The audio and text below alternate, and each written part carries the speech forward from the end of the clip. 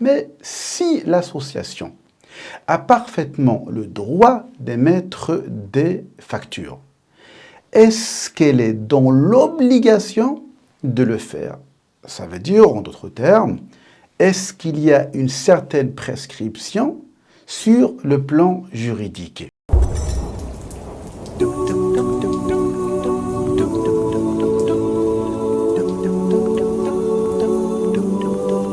By his command, he sends the angels down to send salam as they fill up the earth. And on this night is when the journey began, and through Jibreel Allah sent down the verse. He said, read, read, read in the name of your Lord. You will lead them to Jannah's doors. He said, read. Assalamu alaikum, bonjour. Une question qui se pose sur l'émission des factures de la part de l'association pour les parents. Une association qui vend des biens ou réalise des prestations de services peut être dans l'obligation d'établir des factures. Mais on se pose une question. À quelles conditions une association peut-elle émettre des factures? Une association déclarée a parfaitement le droit d'émettre des factures. Rappelez-vous du terme déclaré qu'on avait vu dans une vidéo. Ce document est même obligatoire dès lors que l'association vend des biens ou des prestations de services à certaines personnes. Le fait que les activités économiques ne soient pas soumises à la TVA, on s'arrêtera plus longuement sur cette notion de la TVA, ou que l'association ne soit pas immatriculée à l'INSEE et ne dispose pas d'un numéro SIRET, rappelez-vous-en aussi, on avait traité cette notion du SIREN ou du SIRET, ou bien qu'elle ne soit pas immatriculée au RCS, le registre du commerce et des sociétés. Ceci reste sans incidence. Mais si l'association a parfaitement le droit d'émettre des factures, est-ce qu'elle est dans l'obligation de le faire? Ça veut dire, en d'autres termes, est-ce qu'il y a une certaine prescription sur le plan juridique? En fait, cette notion que je traite est l'un des principaux buts de cette présentation. Alors ici, on va se retrouver dans deux situations. Donc, soit on émet une facture à un professionnel ou bien à un particulier. Et dans ces deux cas de figure, on va se retrouver en fin de compte dans deux situations distinctes. Soit on est dans la vente de biens ou bien on est dans la prestation de services. Et comme vous le savez, en grande majorité, les écoles privées hors contrat ici sont concernées par la prestation de services. Bien, le client de l'association, s'il est un professionnel, premier cas de figure. Lorsque le client de l'association est un professionnel, alors dans ce cas, la délivrance d'une facture est toujours obligatoire. Quelle que soit la nature de la vente ou de la prestation, quel que soit son montant, sans que le client n'ait à le demander. Ça, c'est le premier cas de figure, quand le client est un professionnel. Qu'est-ce qu'il en est maintenant si le client est un particulier? Alors, dans ce cas, lorsque le client de l'association est un particulier, la remise d'une note ou d'une facture, on s'arrêtera aussi sur la définition de note parce que c'est un point qui me paraît primordial et crucial à connaître et différencier entre une note et une facture qu'on verra à la prochaine vidéo. Donc, ici, si c'est un particulier, la remise soit d'une note ou d'une facture n'est pas toujours obligatoire. Alors ici, on va se retrouver encore dans les deux cas de figure, soit dans la vente des biens ou bien dans la prestation de services. Alors, pour la vente des biens, dans ce cas plus spécifiquement, l'émission d'une facture, donc en bonne et due forme, est obligatoire. Ici, alors bon, bien sûr, il y a des conditionnalités, bien sûr. La vente peut être réalisée donc pour un particulier qui est situé dans un État de l'Union européenne, d'accord, ou bien le client le demande et quel que soit le montant. Dans ces situations, l'émission de la facture est une obligation. Maintenant, le cas qui concerne en grande majorité les écoles privées hors contrat. C'est la prestation de services, puisque ce que les écoles font est de la prestation de services. Donc, dans ce cas précis, la délivrance d'une note, je dis bien note et je différencie avec facture. La délivrance d'une note est une obligation. Lorsque, 1.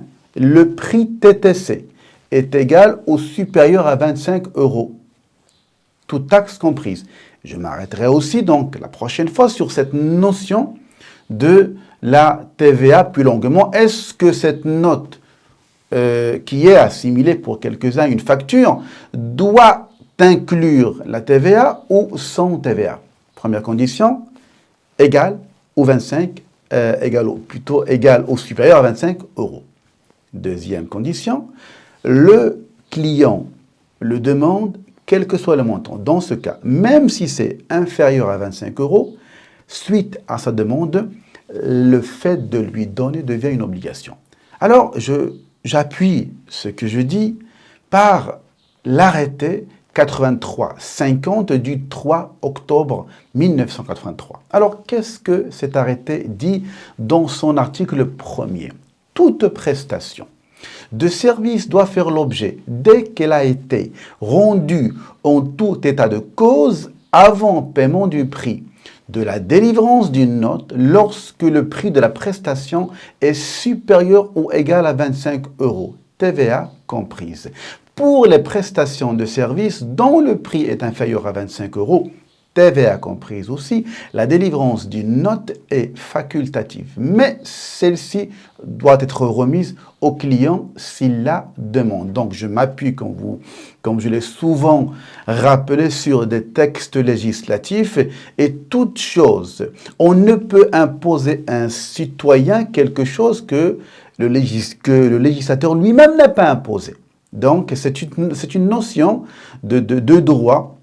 Donc, en France, on est dans un pays de droit et toute chose qu'on peut imposer, quand l'administration donc impose aux citoyens un fait, ce fait doit être légiféré, doit être prescrit par la législation. Alors, j'aimerais aujourd'hui s'arrêter sur un cas d'une école privée hors contrat et je tenais à les remercier infiniment et profondément du fond du cœur d'avoir donné en fait leurs documents. Une école privée hors contrat a été contrôlée par la préfecture à un service spécifique. C'est celui qui s'occupe de cette notion de la vérification de l'émission des factures ou de notes aux parents ou bien aux clients, entre guillemets, qu'on appelle clients. Jargon que je n'aime pas trop dans ce domaine des écoles privées hors contrat, puisque c'est un travail social vraiment que j'admire et j'encourage mes chers collaborateurs, mes frères et mes sœurs, à continuer ce travail parce que, en ce qui me concerne, la notion que j'ai par rapport donc à ce travail qui est fait est très loin d'être du commerce ou que les parents soient assimilés à des clients. Bien.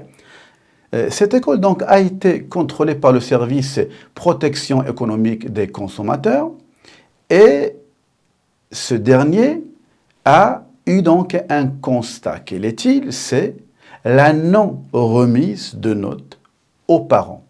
Et comme vous pouvez le voir sur la capture d'écran du rapport qui lui a été envoyé en objet, c'est un avertissement effectivement qu'ils ont reçu, avertissement relatif à l'absence de remise de notes. Comme vous pouvez le constater, donc en lisant « Monsieur, suite au contrôle effectué le jeudi 11 octobre, dans votre école privée hors contrat, en votre présence, les vérifications effectuées me conduisent à vous informer que vous avez indiqué que les prestations d'enseignement étaient payantes. Frais d'inscription, frais de scolarité, frais de caution, frais de pause déjeuner. Or, aucune note n'est délivrée. Et je continue ce que le rapport stipule. La remise de notes que eux ont assimilée donc à une facture relative aux prestations de services doit être réalisée conformément aux prescriptions de l'arrêté qu'on a cité précédemment, du 3 octobre 1983, relatif à la publicité des prix de tous les services. Et comme vous pouvez le lire, donc ceci reste une obligation dès que le montant est égal ou supérieur à 25 €, comme on l'a vu, taxe, bien sûr, TVA incluse dans ce prix-là.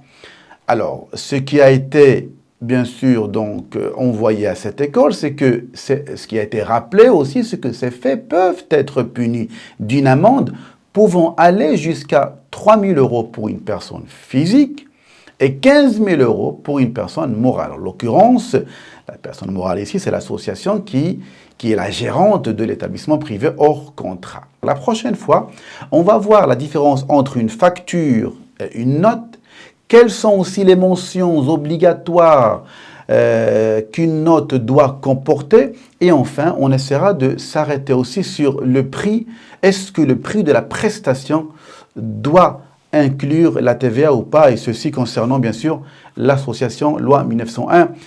Une autre vidéo va traiter aussi donc la même. J'espère, je verrai le temps que je prendrai pour ceci. On s'arrêtera avec un autre cas réel d'une école où il y a eu un manquement. Quel est ce manquement? C'est le défaut d'affichage des prix au lieu de la réception qu'ils appellent des clients, je dirais, des parents. Merci, je vous dis à la prochaine. Je reste à votre service, at your service.